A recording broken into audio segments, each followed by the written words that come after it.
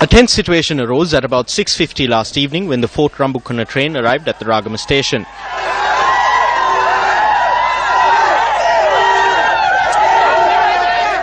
Passengers had been angered by the delay experienced at the Ragama station.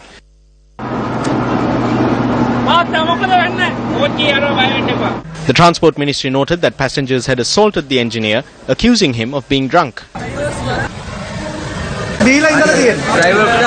The train stopped here saying that the driver is sick and it was kept here for hours while all other trains operated. It turns out the driver was drunk and they didn't heed our request for another train either. It was around 7:25 when the train came here. Now the time is 8:56 and there still aren't any trains. The driver was taken away by the police because he was extremely drunk. Now the two guards aren't here either. As the incident unfolded, a group of persons had also attempted to block several other trains arriving at the Ragama station. Passengers had also attempted to assault one of the engineers who tried to force his train through the blockade.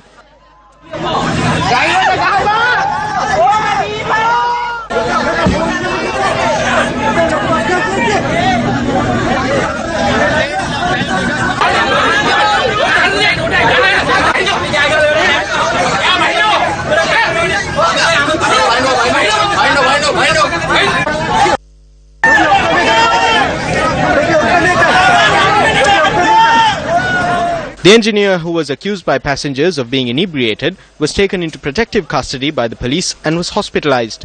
The Transport Ministry says the engineer had remained in his seat due to the onset of a sudden illness. The Transport Ministry claims that medical reports pointed to high blood pressure and high blood sugar levels as the cause for the sudden illness. We have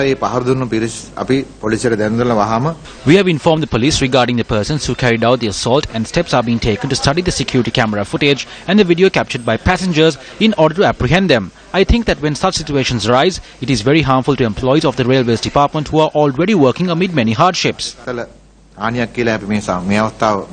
The police have recorded statements from several persons with regard to the incident. Engineers commenced a strike action this morning to protest the attack on one of their comrades.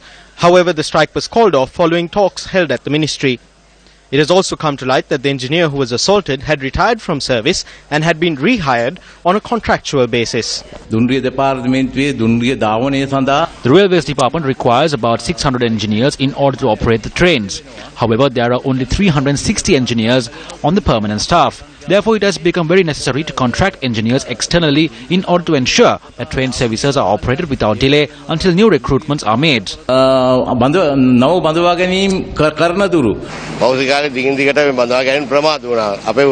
Recruitment has been delayed continuously in the recent past. Our trade unions have been calling for 6 years for recruitments to be made swiftly, as it is becoming difficult for us to work.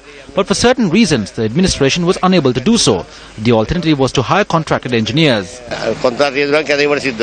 When Newsfirst made inquiries from the General Manager of Railways, Vijay Amaratunga, he noted that although the department requires about 450 engineers, there is a shortfall of about 100 at present. He added that as a result of the inability to recruit new engineers on a permanent basis for several years, the department had hired 15 engineers on a contractual basis.